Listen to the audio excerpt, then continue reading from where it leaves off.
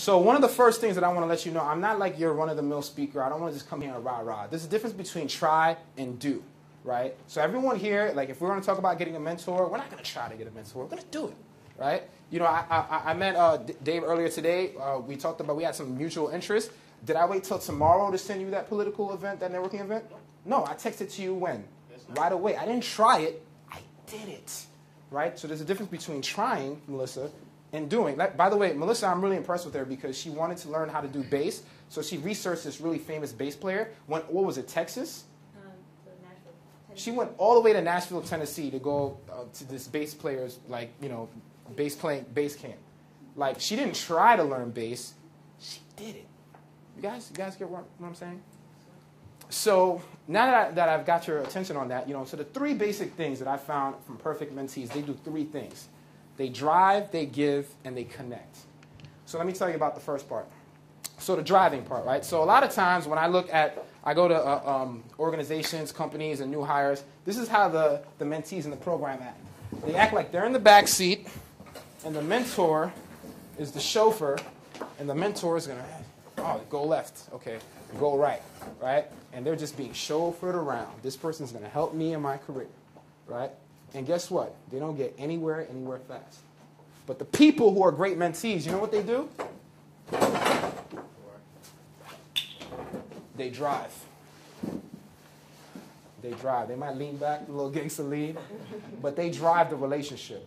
And I'm going to give you a story about what happens when you're in the back seat.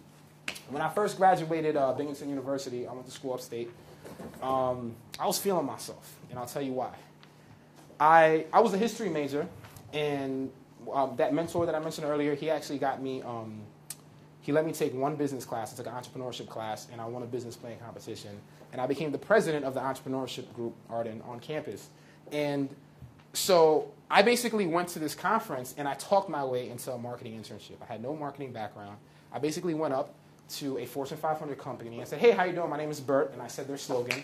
And they said, do you have a resume? And I said, no, I don't have a resume. Now, I'm not going to give you a resume because what I love about this company and your values is that you hire people, not paper. So I want to take the next 60 seconds of your time, and I want to let you know about the person I am and my actual experiences and how they can apply and benefit your company. Boom, got the internship. So I was feeling myself. Everybody else had to have like a marketing degree and a certain GPA. They didn't even look at my resume, right? I was a walking resume. This was the first time I learned about this concept. And by the way, resume is going to be obsolete in 5 years. It's a prediction, and I'll defend that crazy statement after in the Q&A. But yeah, that's true. So I'm at this internship, and it was great. I had the cushy job. They gave me my own little townhouse. I had the little a car with the garage.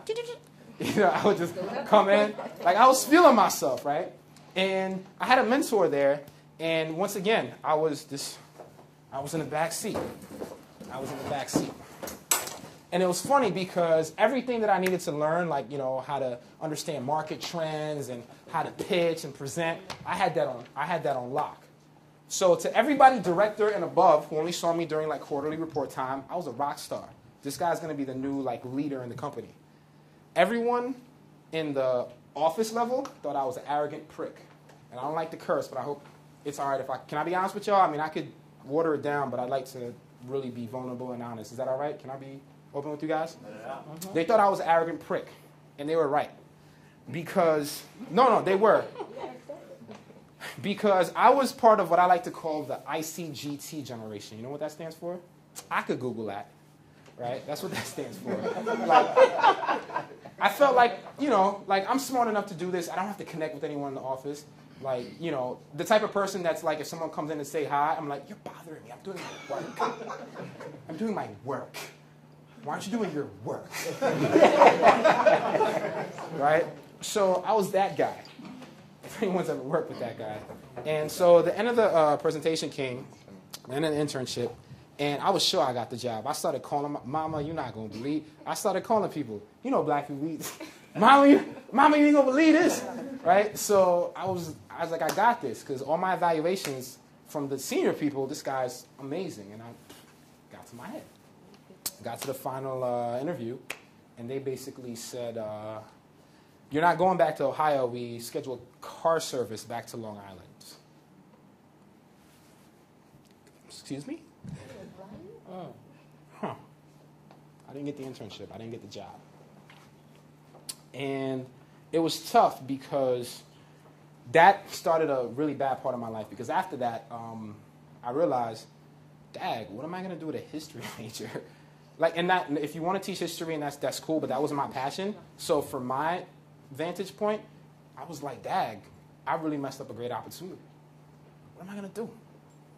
So I started bussing tables for $3 an hour. I started trying to get, this is true story. I could not get hired at McDonald's. I went to apply for McDonald's, and they asked, like, so do you have any cooking experience? And I'm kind of laughing, like, I was like, I make burgers for my brother at the crib, and like, I didn't get hired at McDonald's. Like, to this day, I have a bone. I know the manager too. I was just like, how am I not qualified? How am I not qualified to work at Mickey D's? It's like, dang, that was tough, man. So it was one of those points where, like, people hype you up in college, then you graduate, and there's that kind of like post, reality, and then you start not picking up your phone. Hey, Bert, where you been at? Oh, nothing, man. Okay. You know what I mean? I was ducking people, and it's like, I'm Mr. Sociable. Where did you go? I was like in a little ball, right? And that's when I started to realize that God is good. God is good, because you know what? When you get too big for yourself, he'll bring you right back down. Mike, you know what I'm talking about. He'll bring you right back down. And it was when I got the lesson of humility, I started to see things a little bit differently. And I started to realize that, you know what? Because my mentor sent the email. He was like, you know what, Bert? I never understood why you never came in my office and like had like a one-on-one with me. Like, we thought you were so talented. Everyone wanted to bring you on the team. But the reasons we didn't bring you on the team were completely correctable. You had no office protocol. This was your first job. You had to wear a suit and tie. Showing up 5 minutes late is like showing up 40 minutes late in their opinion. Like, so I didn't know all of this stuff. So I was kind of expecting him to just be my chauffeur. But if I was driving the relationship, I would have had a different result. Does that make sense? Yes. And it's funny because at that point I was like, dang, I could sure use a mentor. I hate busting tables for $3 an hour. And it's the point where I really needed it that I realized, like, man, I guess in life sometimes something has to be taken away from you for you to realize that you want it and you need it. Has anyone ever experienced that? Yeah. And it was like that thing. And I guess that hurt and that humility is why I'm so passionate about mentorship. So since I want everyone to learn how to drive the relationship, I would like to get a volunteer. Can I get a volunteer? Yes. Okay. Stand up. Oh. Yeah. This is what I want you to do. I want another volunteer. Okay. Okay, so this is what I want you to do. Johans, right? Jovens. This is what I want you to do. Melissa, I want you to approach Jovens, and I want you to ask him to be your mentor. Like, just make it happen. So you're the mentor, and you're the prospective mentee. Look at Jovens. He got all arrogant. He was like, I know something.